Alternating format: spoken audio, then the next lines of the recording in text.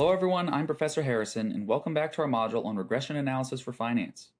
Today we're going to be covering standard errors and t-statistics for regression coefficients. We're following Margot, a graduate student trying to reassemble a story that her family buried. Today she's working through how much she can actually trust a single coefficient that a regression hands us. In her coursework, she's trying to figure out how much an extra year of experience is worth, and she's not sure how precise her estimate is. She turns to the next problem in her coursework. When we run a regression, it hands us a coefficient. It's easy to treat that number as if it's the truth, but it isn't. It's only an estimate of the truth built from a particular sample of data. If we pulled a different sample, we'd have a completely different number. So every coefficient a regression estimates is really a random variable. It has a sampling distribution exactly like the sample means and proportions that we looked at back in the Inference module. And just like back then, the thing that we care about is how much that estimate would bounce around from sample to sample. That's what the standard error measures. The standard error of a coefficient is basically the estimated standard deviation of its sampling distribution. A small standard error means the estimate is pinned down tightly. A big one means it's loose, and another sample could easily have given us something quite different. Let's make this a little more concrete. Say Margot is looking at a simple regression of annual salary on years of experience. The slope coefficient comes out to about 2,000. So each additional year of experience is associated with about $2,000 more in salary. That's the estimate. But the question is, how precise is it? The regression allows us to get a standard error from that slope. Let's say it's 500.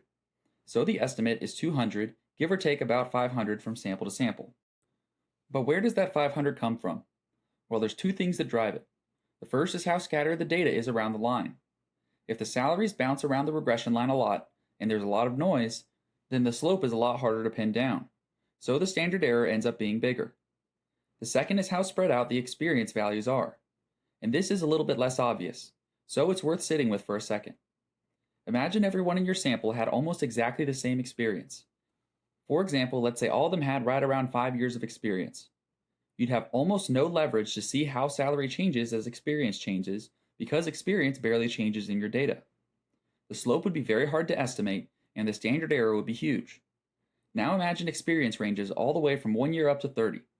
Now you can clearly see how salary moves across that whole range, and the slope gets pinned down much more tightly.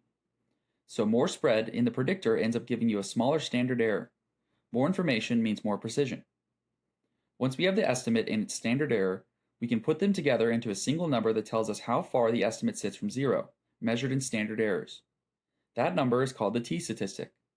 The t-statistic for a coefficient is just the coefficient divided by its standard error.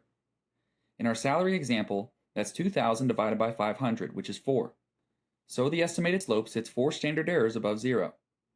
And here's why that framing matters. Under the classical regression assumptions, plus an assumption that the errors are roughly normal, if you take the estimated coefficient, subtract the true value, and divide by the standard error, the standardized quantity follows a t-distribution. Specifically, a t-distribution with n minus k minus 1 degrees of freedom, where n is your sample size and k is the number of predictors in the model.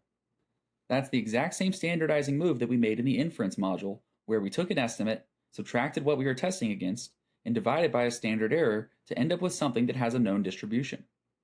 So a t-statistic of 4 is saying that the estimate sits 4 standard errors away from the zero. That's a lot of standard errors, but whether that's far enough to actually formally conclude that the effect is real is an actual hypothesis test, and that's what we'll work on next. Margot sets the problem aside.